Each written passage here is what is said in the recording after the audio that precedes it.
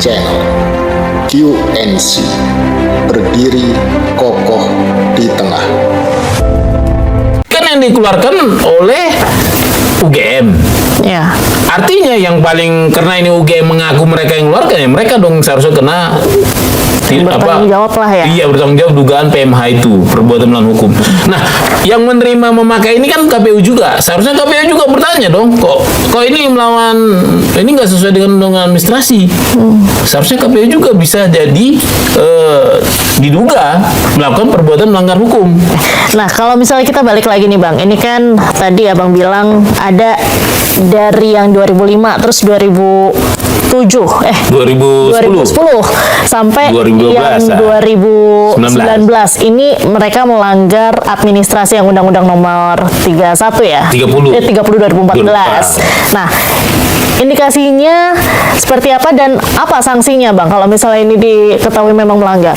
Nah, kalau saya baca di undang-undang itu, untuk pelanggaran pasal 73 itu nggak ada sanksinya, sanksi baik administratif maupun pidana ya. Cuman itu kan namanya perbuatan melawan hukum kan pasti nggak harus ada hukuman kan. Terhadap pendapat Dr. Bonatua Silalahi ini, saya perlu meluruskan sedikit bahwa pada pasal 73 Undang-Undang Nomor 30 Tahun 2014 tentang Administrasi Pemerintahan yang membicarakan perihal legalisasi dokumen. Pasal 73 bukannya tidak memiliki sanksi atau hukuman sama sekali. Namun tetap ada sanksi yang diberikan kepada pejabat jika terjadi pelanggaran terhadap pasal 73 tersebut, yaitu berupa sanksi administrasi seperti tertuang dengan jelas pada bab ke-12 dalam Undang-Undang Administrasi Pemerintahan ini, meliputi pasal 80 sampai dengan pasal 84. Tetapi esensi dalam konten ini bukannya membicarakan perihal sanksi administratif tersebut. Poin pentingnya saya ingin mengajak kalian semua untuk mengungkap adanya pemalsuan tanda tangan Dekan Fakultas Kehutanan UGM yang ada pada salinan ijazah sarjana Jokowi. Melalui 5 salinan ijazah yang didapat dari hasil kerja keras Dr. Bonatua setelah memenangkan gugatan terhadap KPU di persidangan Komisi Informasi Pusat. Ada 3 itu lawyer yang ngomongin saya, mengatakan akan melaporkan ke kepolisian. Ya sah saja, itu kan hak warga negara, kan gitu kan, seperti itu Mbak. Nah, kalau Abang sendiri udah bersurat belum ke KPU yang soal ini tidak ada tanggal legalisirnya? Begitu saya terima ini saya langsung, kan nggak mau fitnah. Takut saya email mereka, takut mereka silap atau mungkin lupa, belum dijawab. Kita tunggu. Sampai sekarang. Kan mereka berhak menjawab itu, kasih waktu 10 hari kerja. Prestasi yang didapatkan oleh Dr. Bonatua Silalahi ini sudah sepatutnya mendapatkan apresiasi yang besar dari seluruh rakyat Indonesia yang menginginkan tetap tegak berdirinya kebenaran di negeri tercinta ini.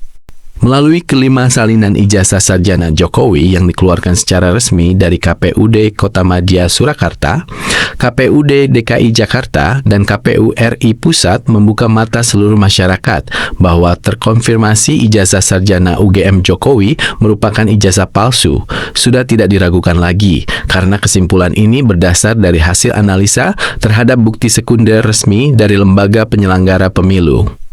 Selanjutnya, bagaimana cara kita menemukan pemalsuan ijazah sarjana UGM Jokowi tersebut dengan memastikan bahwa tanda tangan legalisir pejabat dekan pada salinan ijazah Jokowi merupakan hasil pemalsuan tanda tangan.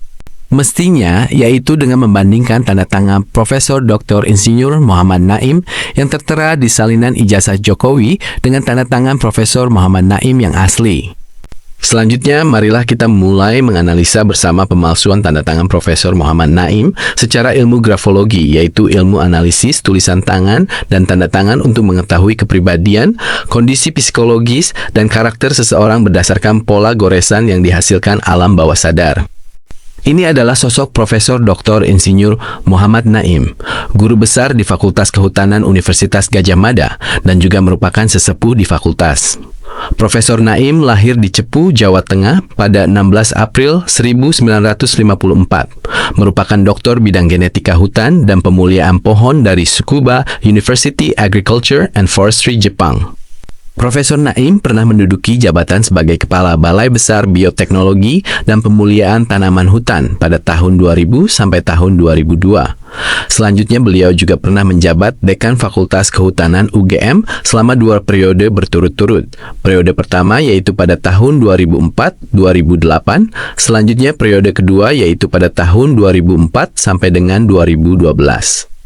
Pada posisi jabatan sebagai Dekan Fakultas Kehutanan UGM inilah, nama dan tanda tangan Profesor Muhammad Naim digunakan oleh pemalsu ijazah UGM Jokowi untuk dipalsukan sebagai pejabat yang melegalisir salinan ijazah sarjana UGM palsu, yang kemudian dipergunakan sebagai syarat administrasi pencalonan Jokowi sebagai kepala daerah dan presiden sebanyak 2 periode.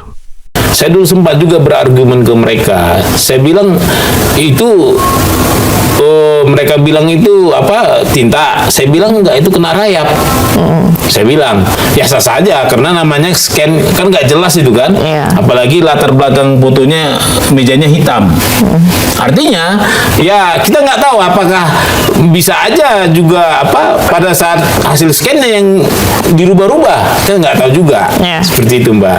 Tapi anyway aku nggak pada bidangku lah berkomen itu. Nah, ini kan semua salinan digital abang upload ya di medsos. Iya. Tanggapan warganet gimana? Tanggapan netizen ke abang? Mari kita simak 5 salinan ijazah sarjana Jokowi yang didapatkan dari pihak KPU dan diposting secara jelas di media sosial pribadi milik Dr. Bonatua Silalahi. Ini merupakan contoh keterbukaan informasi yang dilakukan oleh pembongkar ijazah Jokowi, Bonatua, dan patut dicontoh oleh banyak pihak. Sebab selama ini biasanya pihak-pihak yang mendapatkan sebuah data terkait dengan ijazah Jokowi justru menyembunyikan dari pihak lain, sehingga publik tidak bisa turut serta melakukan analisa yang benar. Terkadang justru temuan data tersebut dibuat sebuah konten dan selanjutnya diklaim sebagai temuan akademik miliknya, padahal data-data tersebut seringkali didapatkan dari akun media lain atau informasi netizen. Sekarang kita lihat satu persatu salinan ijazah sarjana UGM palsu Jokowi dari mulai pencalonan sebagai wali kota Surakarta pada tahun 2005, 2010, kemudian pencalonan sebagai Gubernur DKI Jakarta pada tahun 2012, dan pencalonan presiden periode pertama tahun 2014, serta pencalonan presiden periode kedua tahun 2019. Dari 5 salinan ijazah tersebut, 4 diantaranya pejabat yang dicatut namanya dalam melegalisir salinan ijazah sarjana Jokowi adalah nama Profesor Muhammad Naim, yaitu salinan ijazah tahun 2005, 2010, 2012, dan 2014, di mana pada tahun 2014 semestinya bukan lagi Profesor Muhammad Naim yang melegalisir salinan ijazah Jokowi. Sebab yang menjabat Dekan Fakultas Kehutanan UGM pada tahun 2014 adalah Profesor Dr. Satyawan Pudiatmoko. Bukan lagi Profesor Muhammad Naim, sehingga teridentifikasi awal bahwa salinan ijazah sarjana UGM Jokowi tahun 2014 adalah palsu karena kesalahan pejabat yang melegalisir pada era salinan ijazah digunakan sebagai persyaratan administrasi pendidikan calon presiden.